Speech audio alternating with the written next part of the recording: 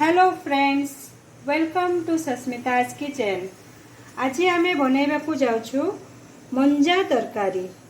यहाँ खावाई पेट पाई बहुत हेल्दी। पेटरे जदि आम अजाणत किसी भी अपरिष्कार जिनस रही जाऊँगी एटा खाइले एटा पूरा पेट को सफा कर दे था। आमर स्टोमक पूरा क्लीन हो जाए। ये आपण एटा को खाई बनातु आउ खातु। चलतु आगो बनवा स्टार्ट करवा आमर मंजा तरकारी। आज जो आम मंजा तरकारी बनवा से जो जो परिवा तक दरकार से गुड़ाक मु काढ़ी नहीं से खंडे मंजा अच्छी गोटे अमृतभंडा से आम फाड़े नवा गोटे बैगण गोटे टमाटर गोटे आलू 2-3 खंड पोई एगुड़ाक सब आम छोट छोट कर काटी नवा। आ मसला मुझे नहीं 2 चामच कला सोरिष 2 चामच धला सोरिष 1 चामच गोटा जीरा 2टी सुखिला लंका आउ एथरे ही आमे टमाटर देकी गोटे स्मूथ पेस्ट बनईदेवा।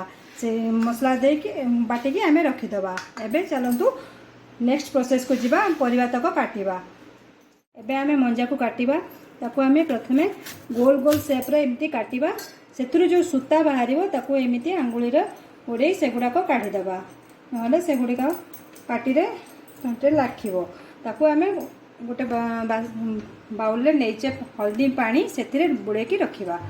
नहले मंजा कला पड़ जीवो। सेहीपरि मु सबुतक मंजा सेम प्रोसेस रे काटी देबी। सबु काटी हिसारा परे आमे ताको छोट छोट साइज रो एमिति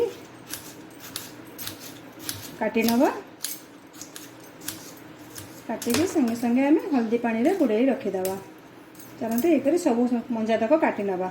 धोइबा भल भाव में धोईदे चकदे आम 4-5 थर भल पानी रे धोईदेवा।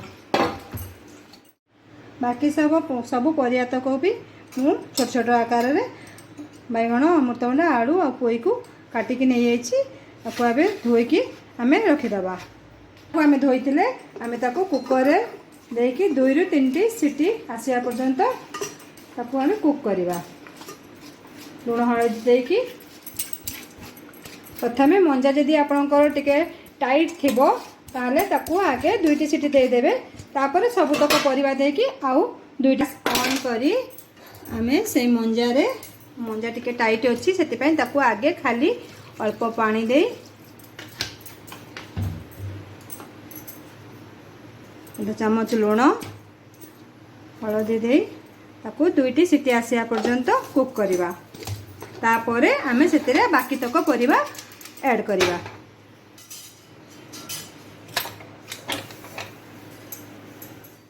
हमर कुकर रे 2टा हुइसिल दे सारची मंजा। एबे तादरे आमे बाकी तक परिवा भी दे दबा। देकी आ गोटे हाई रे आ गोटे सिम रे आमे हुइसिल दे दबा। आपणकर मंजा जदि सॉफ्ट अच्छी ताहले आपण एका साथी मंजा सहित सब परिवा तक दे 2-3टी हुइसिल आसीबा पर्यंत कुक करनेबे। मो मंजाटा टिके टाइट थिला से मु फर्स्ट मंजा को 2 थर सीट लगे देथिली। आ तापर जो परिवा देले ता पाई भी आ अल्प टिके हल्दी लुण दे दे कुकर ढक्कन लगे देबा।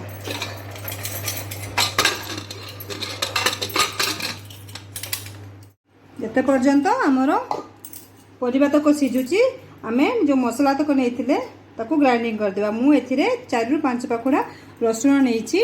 आपन जदि रसुण न खाउचंदी ताहले स्किप कर पारिबे। खाली अदा खाली आपन सोरिष आ जीरार पेस्ट बनाई देबे।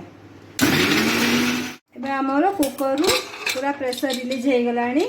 आमे एबे खोलिकी चेक करनबा आमर परिवा तक सिझी जाइछि कि नाही। देखो आमर परिवा पूरा परफेक्टली सिझी जाइछि। एबे आमे ताकू रखीदेबा। आ गोटे कड़ाई बसई तार तड़का लगेबा। गैस ऑन करी सेतरे गोटे कड़ाई बसई देबा। सेतरे सोरिष तेल यूज करछि 2-3 चामच छोट चामच रे आमे सोरिष तेल दे देबा। तेल गरम हो गले आमे सेतिरे पंचफुटण दे देबा। किछि गरम हो गलानी आमे सेतिरे 1/2 चामच पंच फुटण चामच जीरा देदेबा दे आम मसला शुखला लंका नहीं मुझे गोटे कंचा लंका काटिकी दे देती काटिकी 10-20 सेकेंड पर आम टे फुटा को छाड़देवा तापर आम से तेल रे अल्प हलदी गुंड हाफ चम्मच काश्मीरी लाल मिर्च भल कलर पाई दे आम जो मसला बाटी थे सोरिष जीरा टमाटर रसुण और शुखला लंकार ताको आम देदेवा दे से जार रे आम अल्प पानी देदेवा पानी दे से तक पानी को भी आम मसला ऐड करदेवा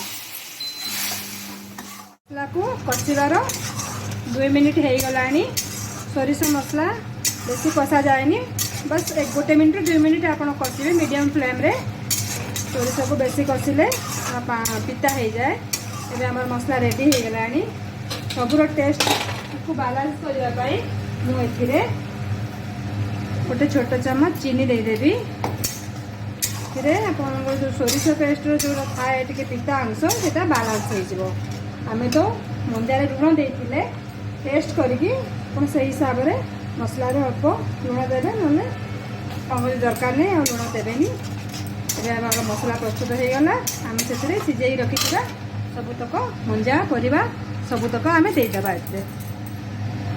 कि भल भाव में मसला सहित यहाँ आम आउ 4 ରୁ 5 मिनट कषिबा एबे आमर मंजा को कषिबार 5 मिनट हो गला पानी भी सुखी आसलानी आम बस ए स्टेज रे ही गैस बंद करदेबा टिके टिके जुसी जुसी रखिबा भल लगे ओल्हेबा पूर्व आम से हाफ चम्मच जीरा गुंड देदेबा दे गैस बंद करदेबा तो मिक्स कर दे आम ढांकुणा लगे 2 मिनट पे छाड़देबा तापर आम प्लेट रे सर्व करवा एबे आमर मंजा तरकारी प्रस्तुत हो गला एबे आम आपको सर्व करवा एटा आपण घरे बनैकी खातु आ मते कमेंट करी कहतु केमिति बनिला thank you for watching my video.